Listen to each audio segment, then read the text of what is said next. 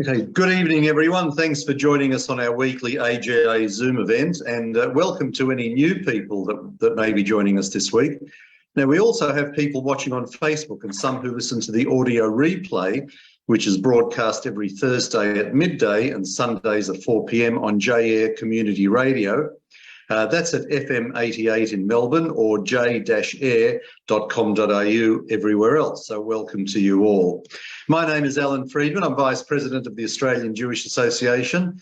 And on your screens, you will see David Adler, who is President of the AJA, as well as our guest tonight, Lyle Shelton, who is the National Director of the Family First Party Australia. The topic tonight is leftism the new religion of the times? But I suspect that international politics may get a mention also tonight. The format will be a discussion and then questions as usual. If you do want to ask a question, we ask you to raise your hand electronically. The way to do that is click on the reactions icon at the bottom of the screen. You can raise your hand and then that lets us know that you want to ask a question, because we need to give you the option of unmuting yourself. You can write written questions and they can be placed on the chat function, and Robert Gregory, our Director of Public Affairs, will read some of them out during question time.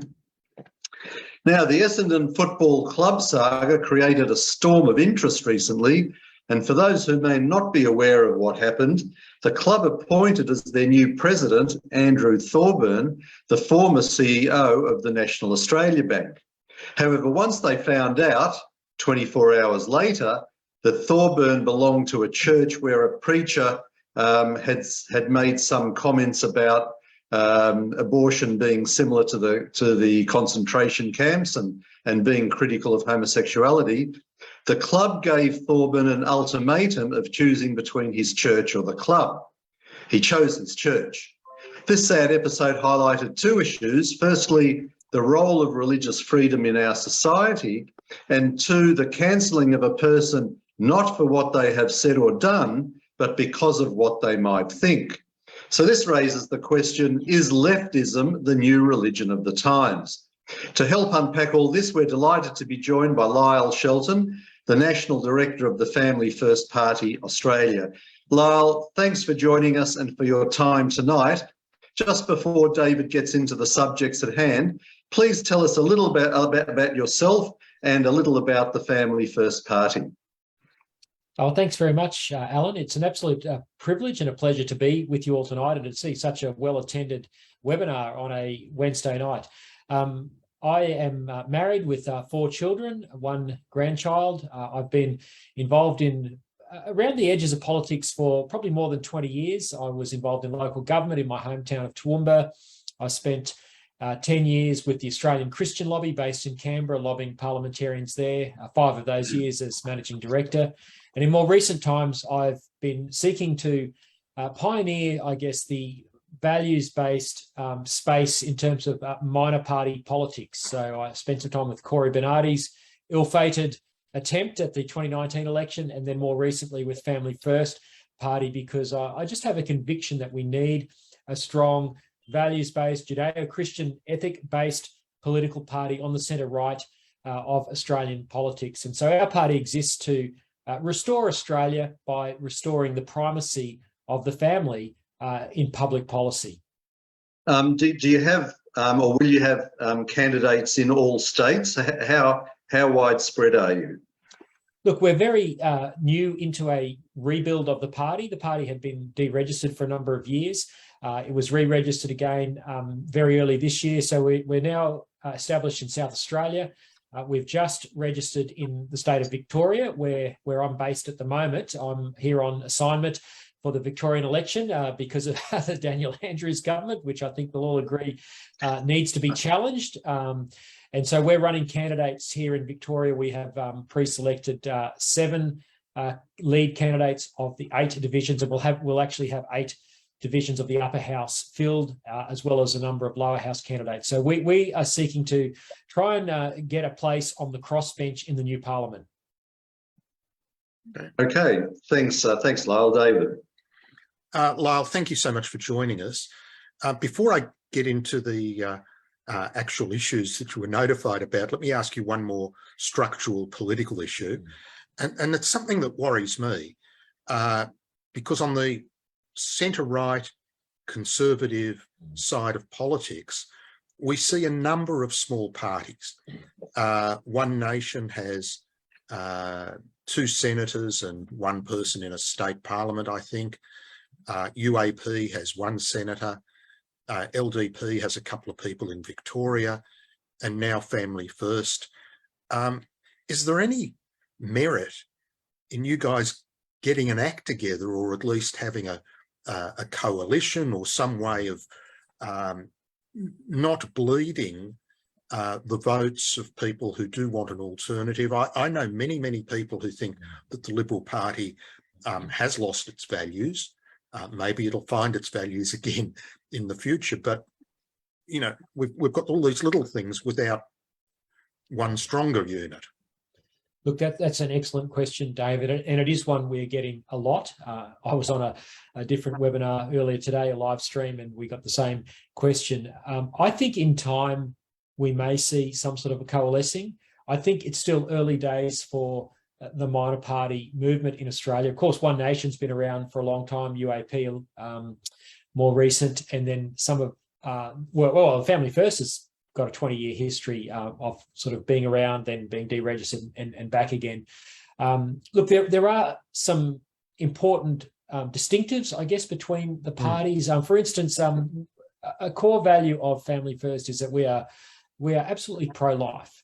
So we believe in protecting the human creature from conception to natural death. Now, not all of those parties that you mentioned believe that. So that's a really important value for us. But what we're doing, particularly here in Victoria, where there is about 9 or 10 of us smaller micro parties, we're working collaboratively together. We are working very hard to make sure that the preference deals are tight and that we favour each other and that we do no harm, not just to each other, but also to the good Liberal Party people. There's probably about half a dozen or so really excellent Liberal Party people that are standing who will win seats in the upper house and lower house. So we're also making sure our preference deals make sure that the cause is the cause.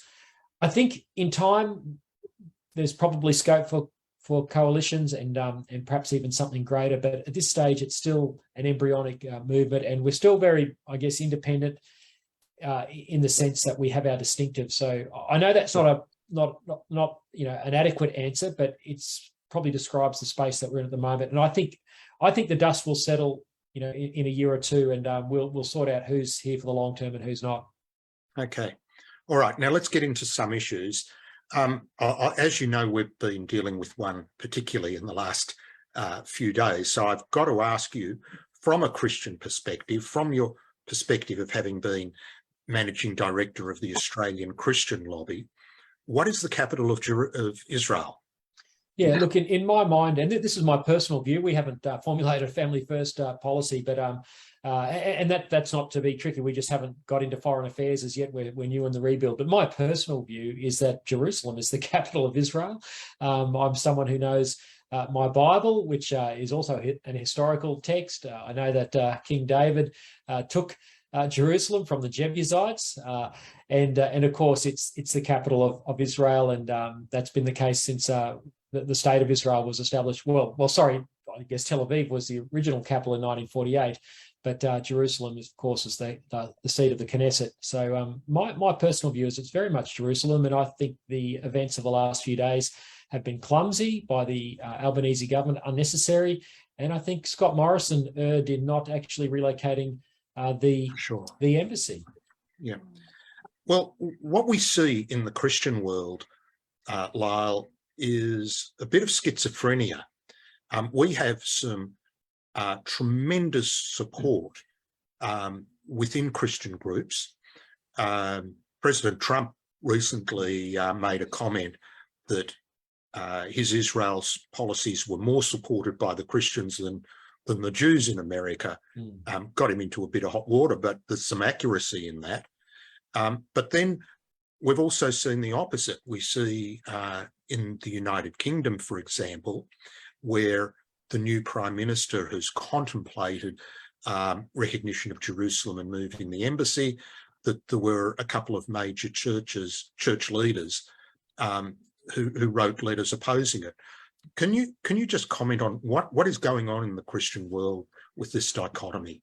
My observation is that there is, and I think it's a minority grouping within what I would call small O Orthodox Christians in Australia, and I think it would be the same in America and the US, that would clearly see that Jerusalem is the capital. But there are some, and sorry, this is the minority that I'm talking about, who I would broadly put in the category of people who prioritise what they call social justice. Now, I think all the issues that I'm concerned about are social justice issues. And there's, I think, a misguided view that the Palestinians have some sort of a claim to Jerusalem, and I guess it comes out of that sense of wanting to, in their view, have justice for the Palestinians. Now, it's complex because, as you know, Hamas and these groups are terrorist organisations. They want to destroy the state of Israel. So I think there's some misunderstandings there in some of these groups, but I do think it's a minority group. It's the same sort of people who would call themselves Christians and say support same-sex marriage. Broadly, that cohort of people would be in that camp. And now that's a broad generalisation. I know there's exceptions, and I may not be being fair to all people in saying that. Okay. Well, as Alan alluded to, the Essendon Football Club incident has been a lot in the news. It's what's your view on it? What are the lessons? What are the impact of that particular example? What does it highlight? Is there a systematic problem? There's absolutely a systematic problem. And for people like myself and others who were involved in the 2017 same-sex marriage plebiscite campaign, I was a director of the Coalition for Marriage, which ran the official no case.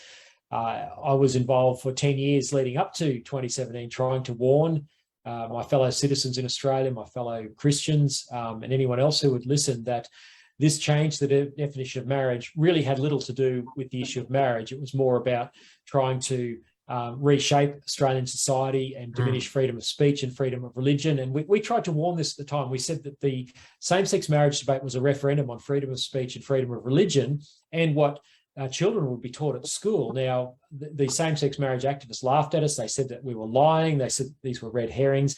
But all of these things have been proven to be true. So I'm not one bit surprised at what's happened to Andrew Thorburn, but I think the significance of it is it's woken people up. This is not an Israel Folau. It's not a Margaret Court. Israel Folau and Margaret Court perhaps being seen as people who, might, they're activists, I suppose, and I don't mean that unkindly. But Andrew Thorburn is someone no one's ever heard of, certainly lay people unacquainted with the business community. And suddenly they see a man who was in his dream job for 23 hours and lost it because of his association with his Christian church and his Orthodox, Christian, and I would say Orthodox Jewish and Orthodox Muslim views on the sanctity of human life and the primacy of marriage. So it's electrified people, and I think it's a big wake-up call that we are in a new era where freedom of speech and freedom of religion and freedom of association can no longer be taken for granted in Australia. Lyle, I agree with what you said, but there does seem to be an inconsistency. It depends on which religion. If, for example, hypothetically, there was a Muslim sports person who decided not to wear a rainbow-striped gay pride jersey and chose to sit it out, and nothing happened to them. But if it was a Christian who took the same view and, they're hung, drawn and quartered. So what's going on here? Why the apparent inconsistency? Well, this is the double standards of the left, of course. There's no doubt in my mind that, and look, the Jewish community is well aware of this because of what happened in history 70 or 80 years ago in Nazi Germany. And we've got to be careful about making parallels. But for some reason, history is repeating itself not in terms of the Holocaust, of course, but in terms of one particular religion being singled out above others. Now, I think that's pernicious. I think that's a real worry, because you're quite right. It's not just the Andrew Thorburn issue. It's not just the Pride jersey issue. If you look at what happened within 12 months of the same-sex marriage law passing, the same-sex activists then engaged top-tier legal firms like Clayton Utz and went after Christian schools. Ballarat Christian College was engaged in legal action with Clayton Utz. Now, this is just a regional Christian school. And of course, the board folded very quickly because they don't want to fight Clayton Utz over whether or not, a teacher is going to conform with what the parent community wants for that school. So it's not the Muslim schools that are being persecuted. It's not the Muslim leaders of corporations. It's Christians. And I suspect, Jewish people may not be far behind, but for some reason the left sees in this so-called multicultural society that, some religions are fair game and others are not. And it's a clear hypocrisy. And, good on the Muslim AFLW player for making her stand. But, the Manly Seven didn't get off so lightly, and neither did Andrew Thorburn. And this is this rank hypocrisy, and it's dangerous. Okay. Now, speaking of legal action and these sort of moral issues, you are involved in one at the moment, Lyle. Now, you may be restricted in what you can say, but can you just briefly outline the action that you're involved in? Yeah, and look, I don't feel any the only restrictions on me is that I can't disclose the compulsory mediation discussions that I was forced to go to. But in January 2020, I wrote a blog in response to something that happened publicly. Two LGBTIQA plus drag queens were reading to children at a Brisbane City Council library. I was residing in Brisbane at the time. A group of students made a peaceful protest, saying that drag queens were not for kids. They were chanting this at the protest. This appeared on social media. I recognised one of the young people involved in the protest, and I thought I'm going to write a blog about it. And then to further, I guess, heighten the poignancy of it, the leader of that student protest against the drag queens committed suicide a couple of days later. Wow. So this was very, very serious stuff. And this was after he suffered a vicious backlash online. The irony is that the young man who led the protest was a conservative Christian, but also someone who identified as gay. His name was Wilson Gavin. So this was all very poignant, having recognised one of the participants with Wilson, and then just also feeling just a sense of deep concern that little children were being inducted into this world of LGBTIQA plus gender fluidity. I felt like I needed to write something. So I maintain a personal blog. I wrote about this. I researched the two drag queens. One was crowdfunding on her Facebook page so that she could raise money to have her breasts removed so that she could present as a man. The other drag queen advertised on his Facebook page his award from the adult entertainment industry, the pornography industry. And I thought, well, hang on, why is the Brisbane City Council, why is the LGBTIQA plus political agenda trying to normalise this and induct and indoctrinate little children into this world, which is clearly not for them? So I said these people are dangerous role models for children.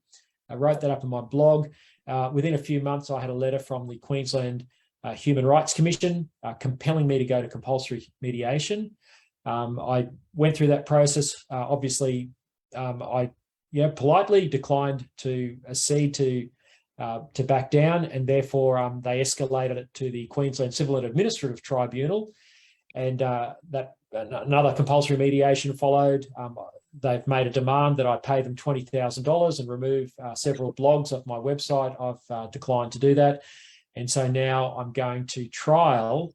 This is some almost 3 years later in the Queensland Civil Administrative Tribunal. I'm set down for a 3-day trial from the 28th to the 30th of November. And this is really serious. It's cost well over $130,000 so far. And that doesn't count the 3-day trial where I'll have Tony Morris, QC, or KC representing me, as well as a barrister. I might also note that Kira Bell, who some of your audience might know, who perhaps follows some of these issues, she is a young woman from the UK who, as a 16-year-old, was given puberty blockers at the Tavistock Gender Clinic, later went on to have both breasts removed. She has kindly provided a 10-page expert witness statement in support of me, and is going to come to Australia and appear as a witness in my trial. So I'm deeply concerned about this issue. I think this is a very important free speech issue. If we cannot critique what these people are wanting to induct little children into freely, then again, we've lost something as a society, and no Australian should have to go through what I've gone through, $130,000, almost 3 years of legal toing and froing, and more to come. I just think it's an outrage, and politicians need to amend the anti-discrimination, anti-vilification laws, because they are a farce. Yeah. Okay. It's unfortunate that it has to be a litigious issue. I do want to make the point at this stage that you're raising a whole range of issues that AJA does not have a policy on. We're happy to discuss the issues. We're happy to have a guest discuss the issue. We do support free speech. And sometimes we have people say things we disagree with. Sometimes they say things we agree with, and that's part of the discussion, and all good. Lyle, another subject which has been related is education, and particularly education in religious schools, whether they should be able to teach according to their religious ethos, whether they should be able to hire staff according to their religious ethos. What's your view? What's your position? Yeah, look, I'm the product of a independent Christian school, which was started by our tiny church in Toowoomba in Queensland back in 1979. And I've seen, and my children have been educated in similar schools. So I'm really passionate about this mode of education. It allows parents to have greater control and to have them educated in the values that they believe in. And of course, that's a human right recognised by the ICCPR. And yet here in Australia now, and particularly here in Victoria, where I am at the moment, Dan Andrews has amended the Equal Opportunities Act so that religious schools and even churches and mosques are no longer free to hire staff who share their ethos. Now, that's a clear breach of the basic human right of religious freedom. So that needs to be changed. And of course, this is also, very much under threat. Even federally, we're seeing Christian schools being attacked in Queensland, particularly the City Point Christian College, Westside Christian College, Bundaberg Christian College. I mentioned Ballarat earlier, all because they want to have a hiring policy and also policies around school formals where they can require standards which the parent community expect in accordance with their religious views, whether it's on gender or sexuality or the views on marriage. And I'm sure this is the same in the Jewish community as it is in the Christian community, but we believe that everyone in a religious school or working for a church or a religious charity, they don't just bring their professional abilities to work, they bring their whole life.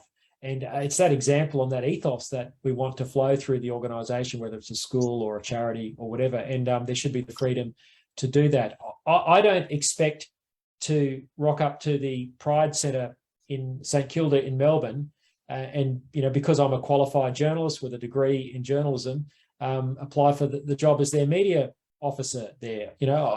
I expect them to say, Lyle, this may not be a good fit for you. They can discriminate against me. Now, that should be the case in a religious school or a religious charity or a church or a mosque or a synagogue. Okay. Alan, I believe you've got a couple of other questions.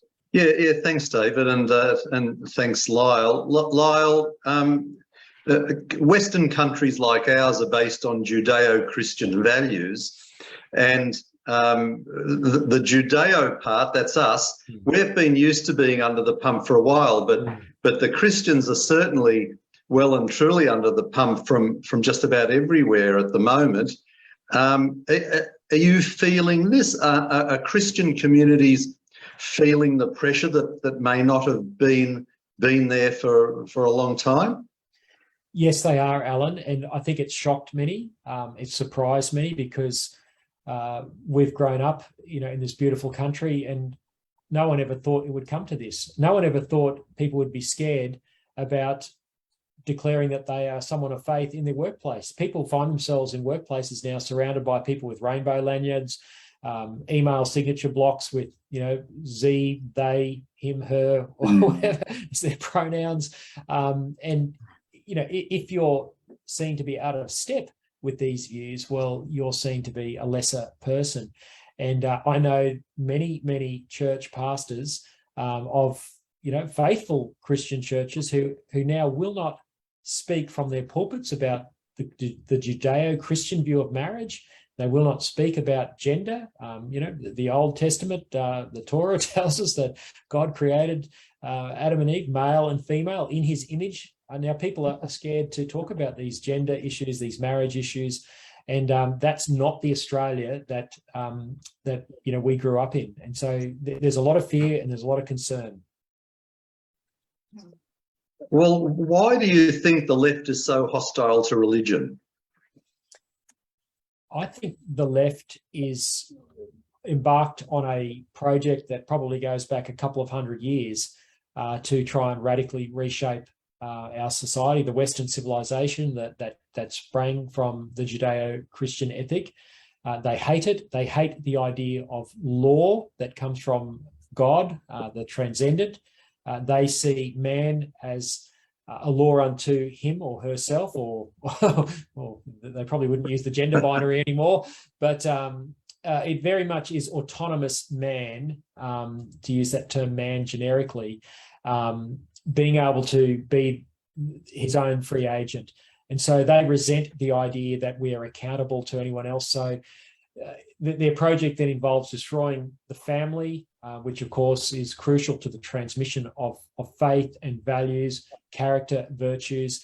They see some sort of utopia where there's unlimited sexual freedom, where people can do whatever they like. And I don't know how they envisage order can ever be maintained out of this, but this is all there in the cultural or in the Marxist texts.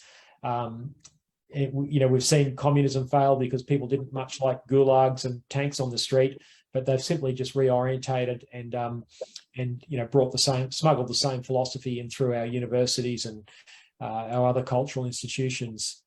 Yeah. Now, the current Liberal Party seems to be a little bit lost at the moment. Now you're a minor party, but do you think Australia is at risk of losing a major party that stands for conservative values? Yes, I do. And I think if the Liberal Party doesn't recover the values of Sir Robert Menzies very quickly, then it will. And David asked the question about the fragmentation on the centre-right, which I'm a part of. When I was living in Queensland, I'm now based in Sydney when I'm not in Melbourne. I sound very homeless all over this nation, but I spent 18 months trying to regain membership to the Liberal National Party there, but they wouldn't have me. And I suspect very strongly the reason for that is because I am an outspoken Christian. I'm outspoken on these values. I believe we need to speak about them. I believe we've got to have the discussion in the public discourse, but I was not wanted in the Liberal Party. So I have no choice but to pursue a minor party politics. And I know many like me in some of these other parties are in the same boat.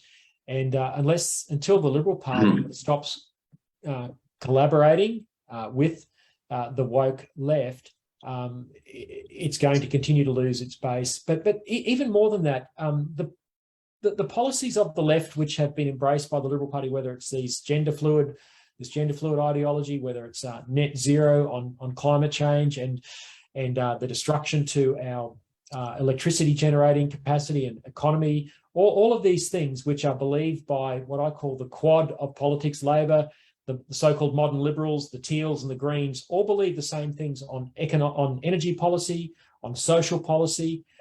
So they're on a unity ticket. There's no difference between the Teals, the Labor, the Greens, and the so-called modern liberals, which control the policy agenda of the Liberal Party. And until that changes in the Liberal Party, I don't think it's got a future. And I think there will be further fragmentation on the centre-right until such time as there's a coalescing, like what Menzies did back during World War II. He brought these fragmented groups together and reshaped conservative politics. I think that's probably what we'll see in time, unless the Liberal Party radically changes direction. Lyle, you said you weren't accepted in the Liberal Party. Does that mean that they refused your application for membership? Yes, they did. Yeah. I tried multiple times over a period of 18 months or so.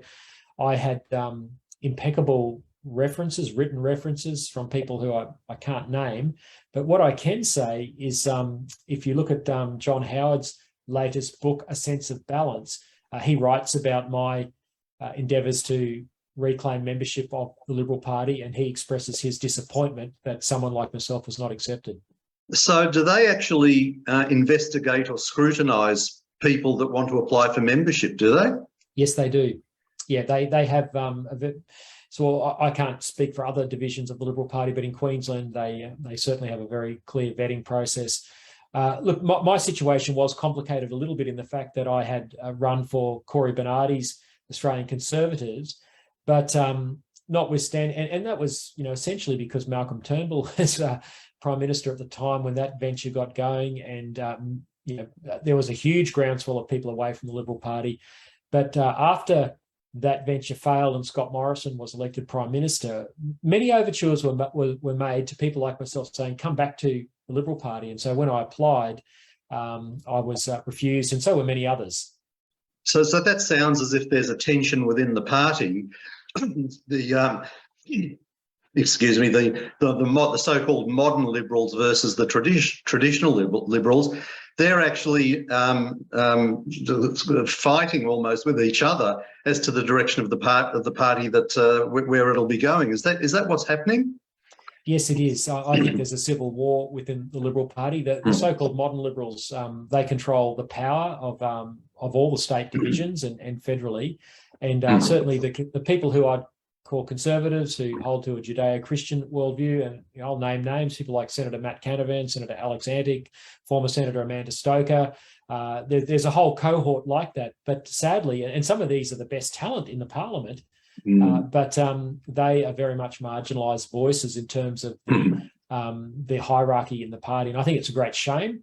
I think their views are very much mainstream, and I think the biggest problem with the Liberal Party is a lack of courage to take on this woke disease that has, which is coming through, this cultural Marxist woke disease, and it's just a lack of courage to push back.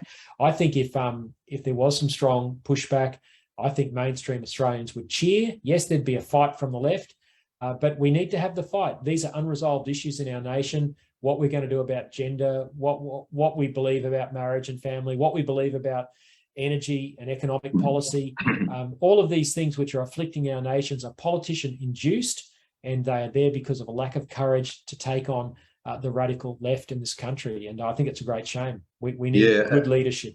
Absolutely agree. Just one final one from me. Now, I don't profess to know how political parties work in detail, but in Israel, for example, the various right-wing parties can form a coalition and group together. Are we able to do that sort of thing in this country? Yes, absolutely. We've had a sort of Coles and Woolies approach to politics for most of our federation. Certainly in the post-war period, I should say. But if you look at Australia's history, immediately post-federation, there was a lot of disparate parties. There was the protectionists and the free traders.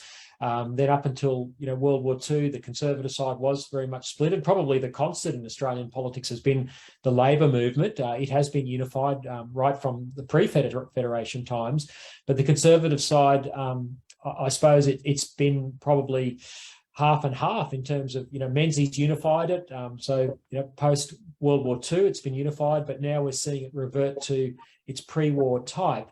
But to your question, Alan, our system, our Westminster system, does allow for multiple parties. It doesn't have to be the two-party system. And yes, we could form a coalition of centre-right parties. And, that's probably the answer I should have given to your earlier question. I think that is very much a possibility for the future, particularly if the Liberal Party doesn't change. Well, I imagine there's probably you and the other minor parties have got a lot more in common than not, and it would seem logical that you form some sort of group and start to represent the real people.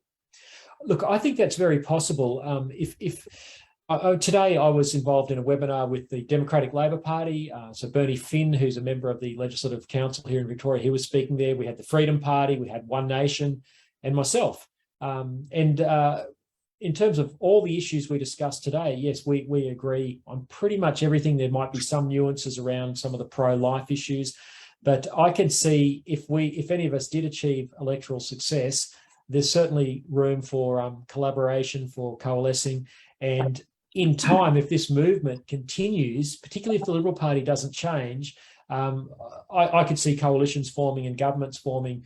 I mean, it's what happens. It is what happens in Israel. It's what happens in Italy and many other countries around the world. Japan would be another one. So this is not unprecedented. In fact, Australia is probably unique. Australia and America perhaps unique.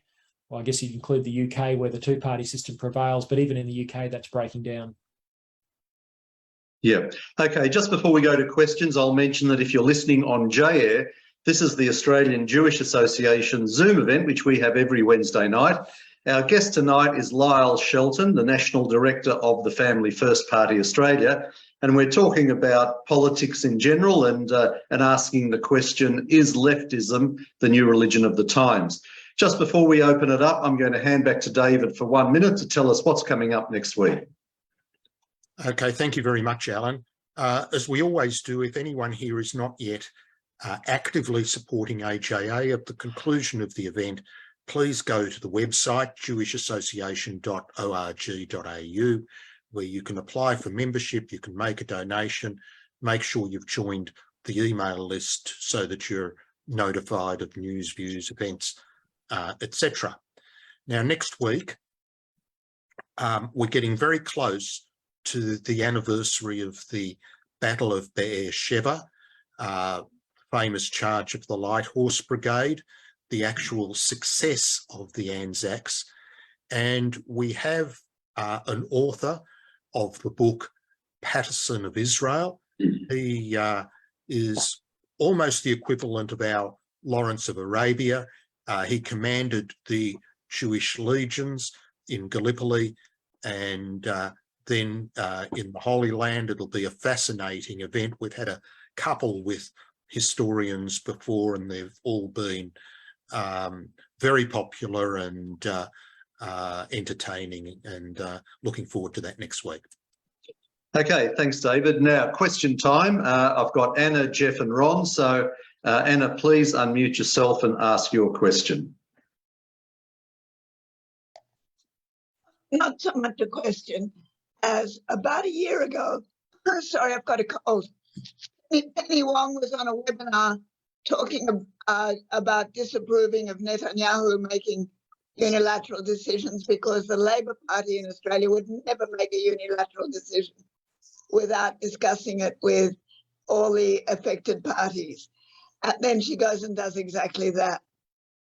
But the other thing is, when people are hiring or not able to hire people of their co-religionists, the ABC hires whoever they choose politically in line with their views. Any thoughts on that, Lyle? I just agree with Anna, 100%. She's dead right. Yeah. Okay. Jeff, please unmute yourself and ask your question. Greetings, Lyle. I've got some good news, perhaps, if my optimism bears out. I think the left have way, way, way overdone it, and their lunacies in climate and even killing babies a minute before they're born, a la abortion, etc., are some things that the moderate, reasonable, and decent people will never, ever tolerate. Or do you think Albanese will go anywhere near these extreme woke policies? Yeah, it's a really good question, Jeff. I agree with you. I think the thing that is very much to our advantage is that the radical left have overreached. I think the whole transgender debate and what's happening in our schools is causing people to go, what the heck is going on? This is why cancel culture is so important to the left. That's why they go out of their way to demonise anyone who goes off script, anyone who is pro-life, who describes what you just described about the killing of unborn babies is demonised as someone who's anti-woman. They have all these slurs and pejoratives, but it's gone so far that the truth is starting to escape, and certainly alternative media is giving us more and more platform, events like tonight, to bypass the mainstream media. It'll be interesting to see where Anthony Albanese goes. I think the longer they're in government, the radical left of the Labor Party, just as we've seen them flex their muscles this week over the embassy issue, they can't help themselves. Tanya Plibersek is someone who has previously advocated for the defunding of religious hospitals that don't perform abortions. So she wants to take away, Medicare funding of those hospitals. So they have some pretty radical ideas. The Labor platform says that it wants to provide taxpayer funding for sex change operations for young people. It doesn't say minors specifically, but it talks about supporting young people. Now, these are really, really radical policies. And of course, here in Victoria, the Andrews government says that teachers at school should hide from parents a child's desire to transition their gender. And so whether Albanese will go this far,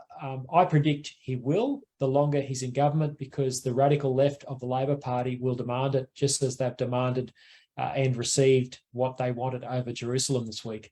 Yeah, I think so. Ron, your turn, and then we've got Adam and Jason.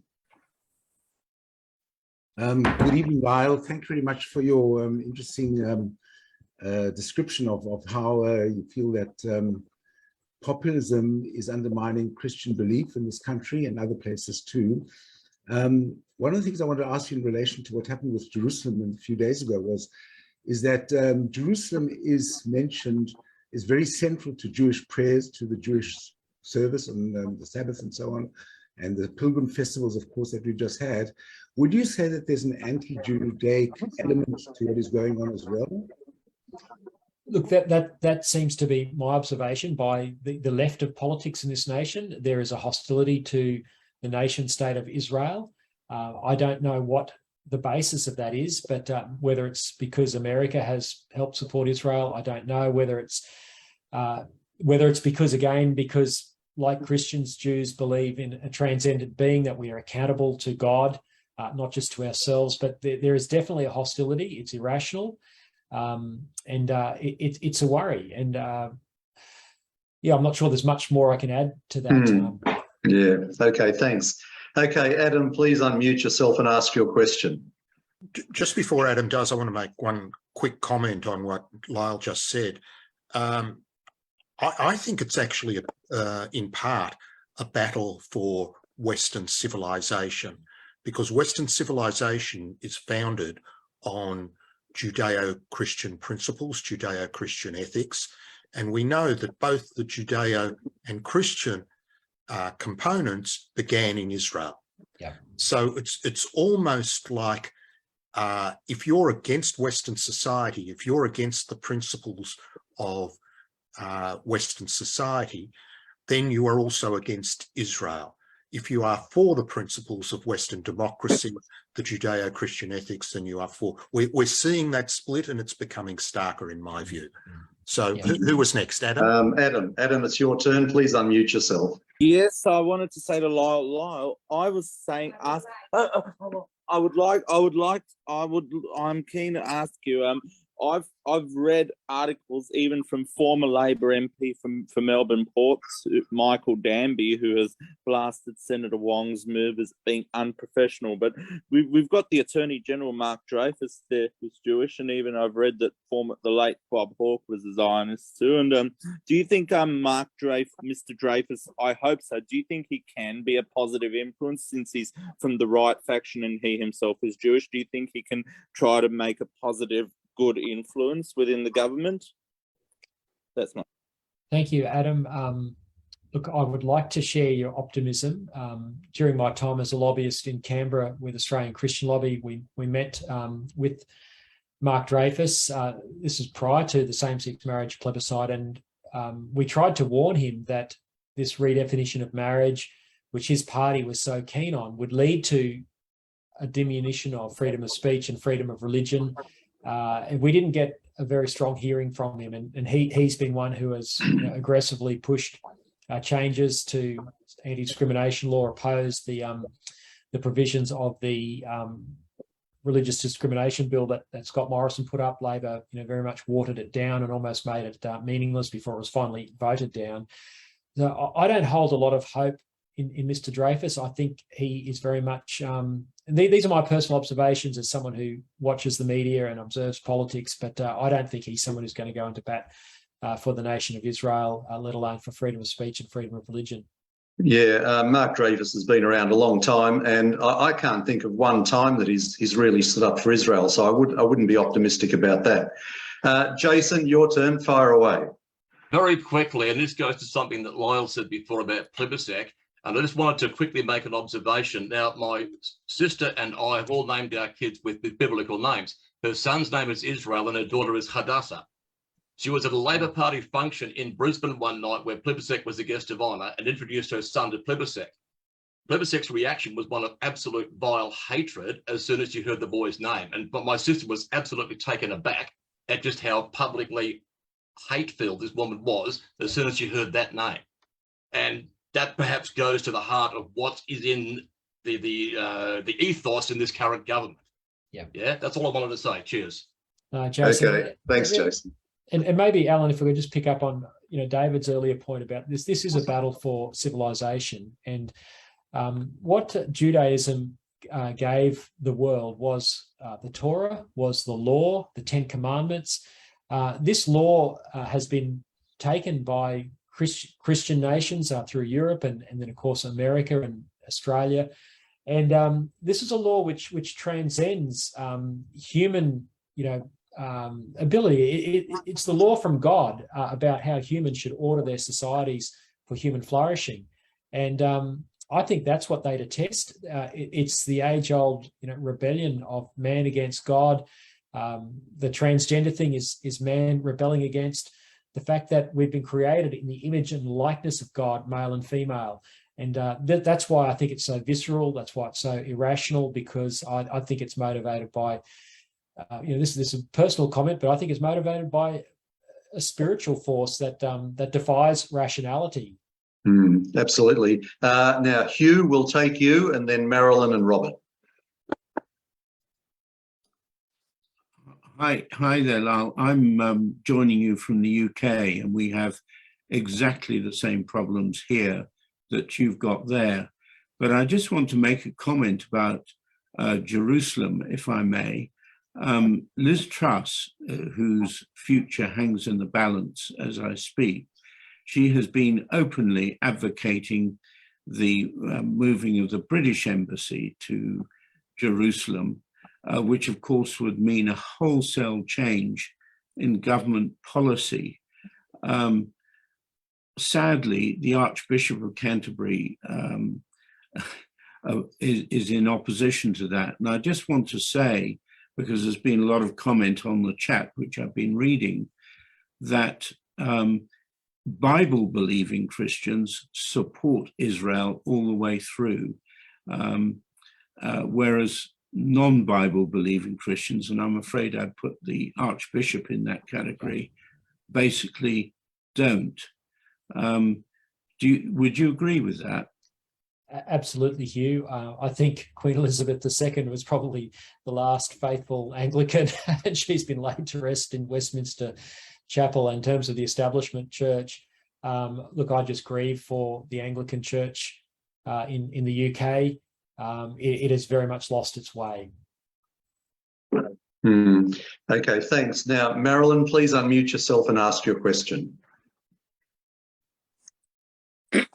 Yes, good evening. Thank you very much for an interesting discourse. Just a couple of comments first and then a question. Dennis Prager often says that when people stop believing in God, they don't believe in nothing, they believe in anything. And I think that we're seeing this in a lot of the countries in the West. There's weak leadership, utter divisiveness. Everybody is tearing at each other's throats. And to bring up your gender question or transgender question, children are not allowed to drink, smoke or drive before a certain age, but they can have their bodies mutilated and breasts cut off by despicable surgeons who feel they're doing them justice. What I want to ask you is, how do you think countries like autocratic countries like China and Russia are viewing this chaotic situation in the West? They're certainly not concerned with pronouns. They are mustering their forces. Our armies are asking each other what names that they should call themselves rather than increasing their strength. What is your view on the failing or the apparent failing of democracy? Really good observations, Marilyn.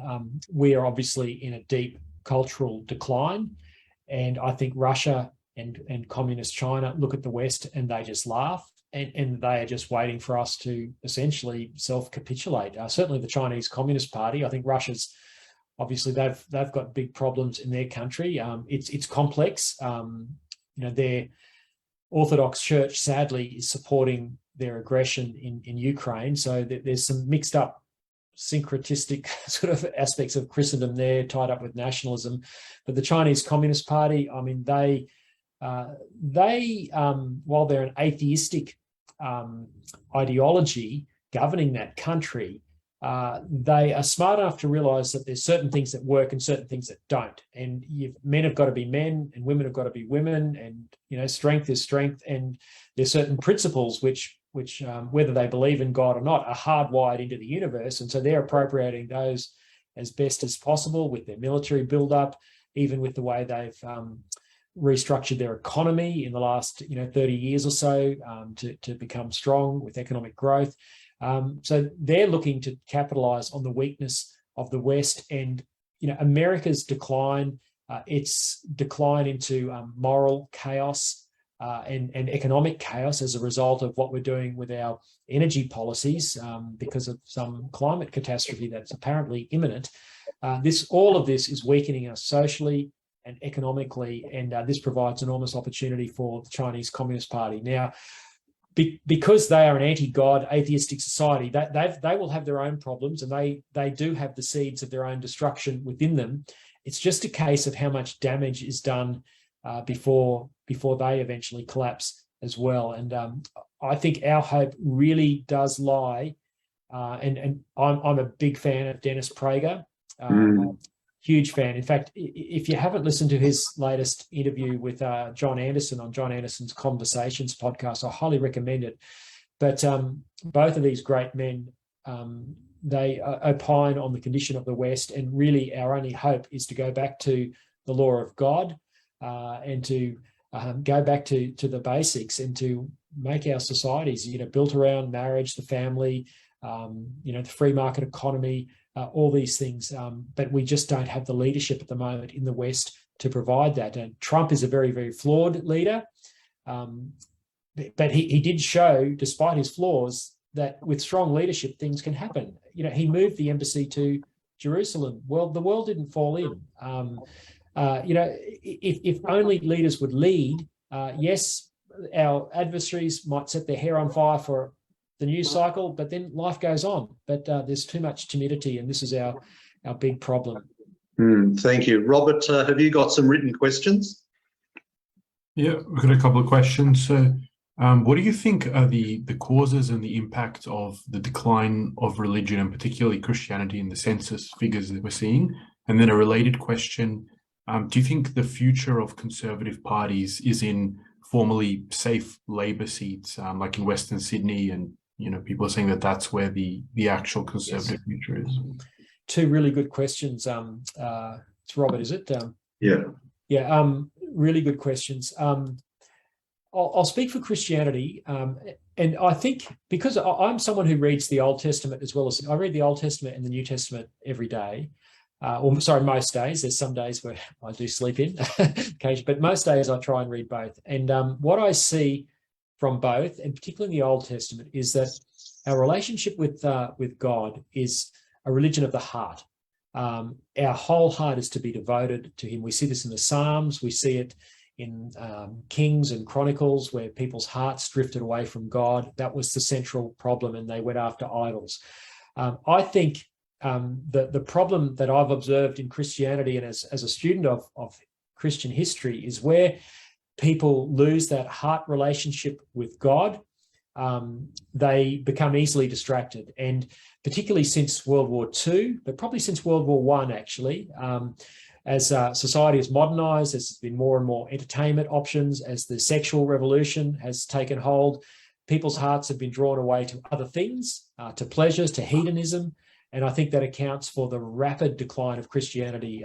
The census figures show people identifying as Christian. It's fallen off a cliff since the 1960s. Somewhere north of 80% of Australians identified as Christians. Up until the 1960s, I was born in 1969, but now it's less than 50%.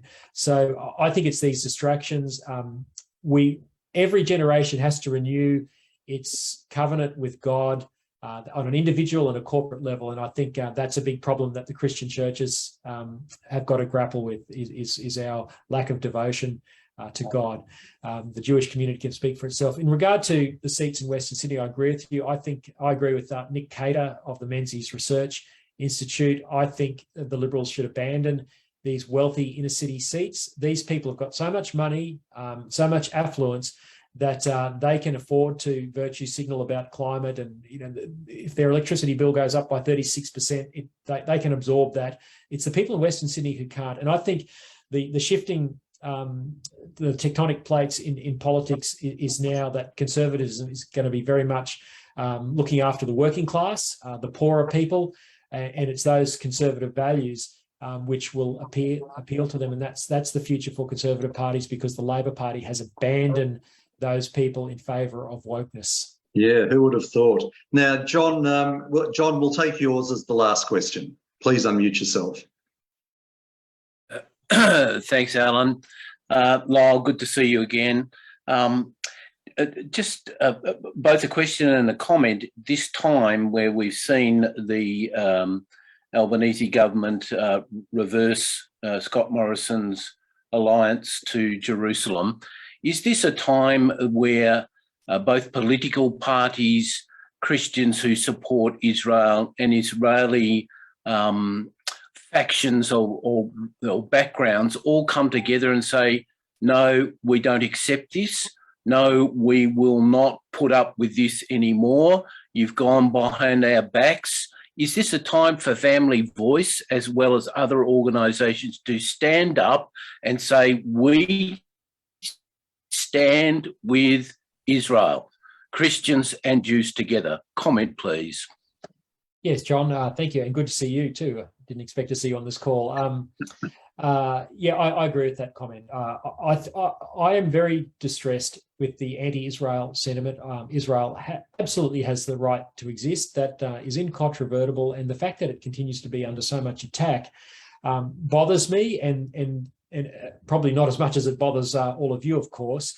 But it's just this pernicious thing. The price of liberty, as we know, is eternal vigilance. And I do think we all do need to stand with Israel in the way that you've described. One of my dear friends in life is Barry Rogers, who may be known to some of you on this call. He led, in fact, my dad went on the trip to Beersheba in 2017, the reenactment of the charge. A whole bunch of Australians dressed up in light horse uniforms and reenacted that. So I've learned a lot through my friendship with Barry about Israel, and I do think we need to stand in solidarity with any nations that are being persecuted, as Israel is, whether it's the women in Iran taking off their hijabs, whether it's people in Israel, whether it's the Uyghurs in China, we have got to. There's Barry's group there on the screen. We've got to stand in solidarity, and we just can't take these things for granted any longer. Yeah, thanks, Lyle. Look, we have come up to time, so we're going to have to close it now. We've had quite a wide-ranging discussion tonight, but I guess that was always going to happen given the events in the political world. I think one thing we can agree on is that leftism is a dominating force, and we can equally agree that there is a large segment of the population yearning for traditional values. So Lyle Shelton from the Australian Family First Party Australia, thanks for joining us tonight. We wish you all the best of luck in the upcoming elections, and please keep us posted with what you're doing, because I'm sure there's a lot of people that want to vote for you. Thanks for joining us tonight. Thanks very much, Alan. It's been a great privilege. Okay, just before we go, the L'Chaim program with Maurice Klein is on in just a moment. And I believe that Maurice has got John Lockwood on, who you've just seen. That's on 3ZZZ. In Melbourne, it's FM 92.3 or 3ZZZ.com.au. That's all we have for tonight. Join us next week when we have Dr. Henry Liu on Patterson of Israel. Don't forget, you can keep up to date with what AJA is talking about on our Facebook page. So please like it and share it widely. But for now, we wish you all a very good evening and look forward to seeing you again next week as usual. So from me, it's good night to you all. Bye for now.